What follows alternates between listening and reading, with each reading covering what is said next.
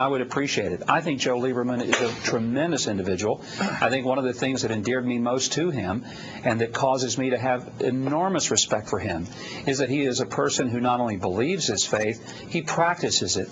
And he practices it not in a showy way, but in an honest, sincere way. And Joe Lieberman is one of my favorite Democrats. I wish he were a Republican, quite frankly. So when the Constitution says no religious test shall ever be used as a qualification to any office or public trust under the United States, that phrase in the Constitution means what to you? It means just what it says. There shouldn't be a religious test. There's no requirement that a person has a religion at all. It may have been on your program, Chris, that a few weeks ago we talked about Pete Stark, an avowed atheist.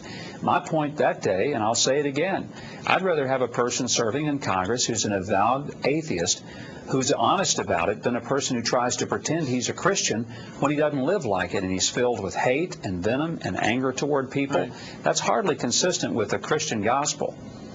Let me ask you about capital punishment, because it really does get to our beliefs. Thou shalt not kill. We're all familiar with the main tenets of the Bible, the Old and New Testament. The New Testament's much more forgiving, as you know, as a pastor, much more about compassion than perhaps fire and brimstone. How do you look at the two different?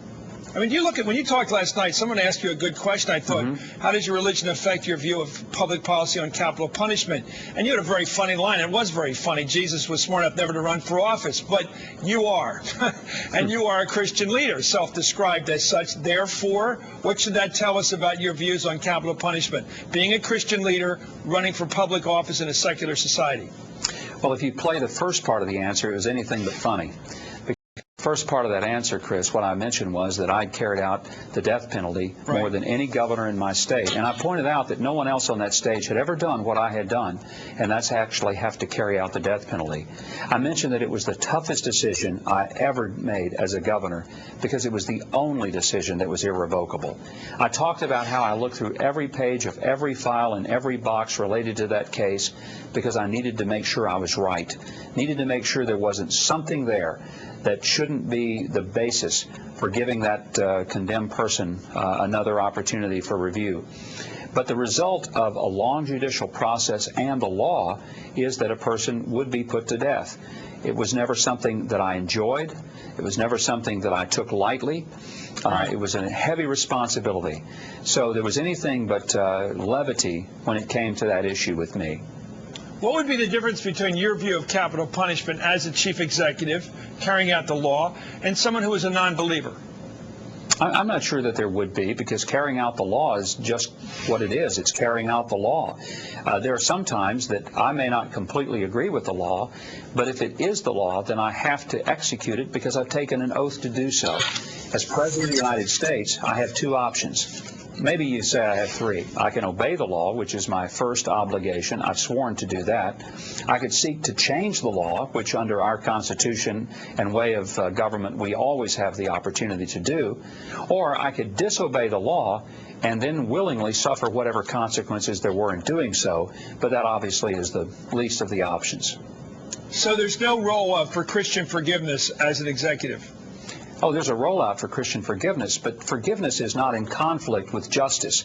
The fact is you can forgive someone, but that does not alleviate the temporal consequences that they should experience. If a person is a speeder, I can say, I forgive you for speeding, but you're still going to pay the ticket. I forgive you, but you're still going to do 5 to 10 years. I'll forgive you for the murder, but you're still going to pay with your life for having brutally raped and assaulted and murdered another human being.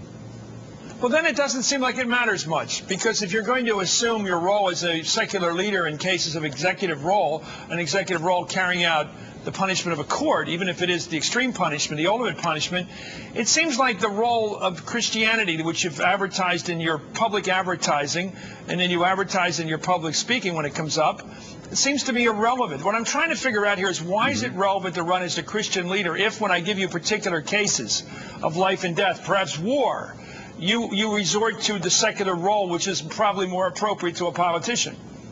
Well, because, Chris, frankly, there are times when the Christian gospel does very much apply, inasmuch as you've done it to the least of these, my brethren. When 75,000 evacuees came to my state from Hurricane Katrina, It was my Christian faith that said, we're not going to wait till paperwork is done to take care of these people. These are fellow human beings, and I want them treated like people, not pieces of paper. It's why we made sure that they had a place to sleep and that we had food for them, that we had blankets to cover them and clothing for them. Right. And when people said, how are we going to budget this? I said, we're not going to worry about the budget. We're going to worry about these people and treat them like we'd want to be treated. That's when I think you'll see the Christian gospel come into being. Now, did I violate the law in doing that? Some might argue that I went beyond the authority that I had to authorize the kind of expenditures, not knowing whether we'd be reimbursed by the federal government. I was willing to suffer whatever the consequences were because I knew that the right thing was to make sure that when that elderly person got off that evacuation airplane, I treated her as if that were my own mother. This is a hard question. It's not a gotcha question, because it's something I care a lot about. Would you be more likely to resort to war as an option if you're Christian? I don't more know or less likely. Affect, would it affect the way you look at just wars, the way you go, the kind of the hair trigger you have in terms of action, which would cost people lives? I think does it would affect your thinking on those key issues of leadership in this country? In this way, knowing that war is the court of last resort, knowing that in war you again are creating something that has irrevocable consequences in the potential loss of life of people not only in your country but in the country of someone else.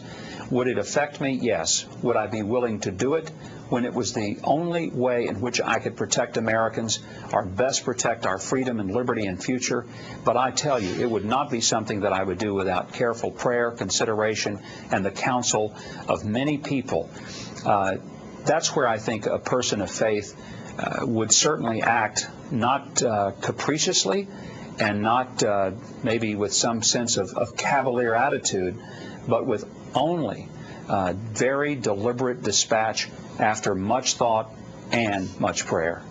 You wouldn't believe as president that you were carrying out the will of God, would you? You wouldn't have a messianic notion because of your deep religious belief. No, you I wouldn't think have that a would be sense that very because you were dangerous, elected. Chris. No, yeah, you got to be careful. Dangerous. You're never, ever elected to be God. In fact, I think the most dangerous thing that a person has is this messianic complex where he thinks that he's not being a servant of the people, he's being God of people. That's the opposite of what my faith teaches me. My faith says that if you want to be great, you become servant. You don't lift yourself up. You're willing to allow yourself to be put down. And I think when we see people who think they're running not for president, but to be Lord of America, that's a very dangerous thing. And I certainly don't look at it in that way. Thank you very much.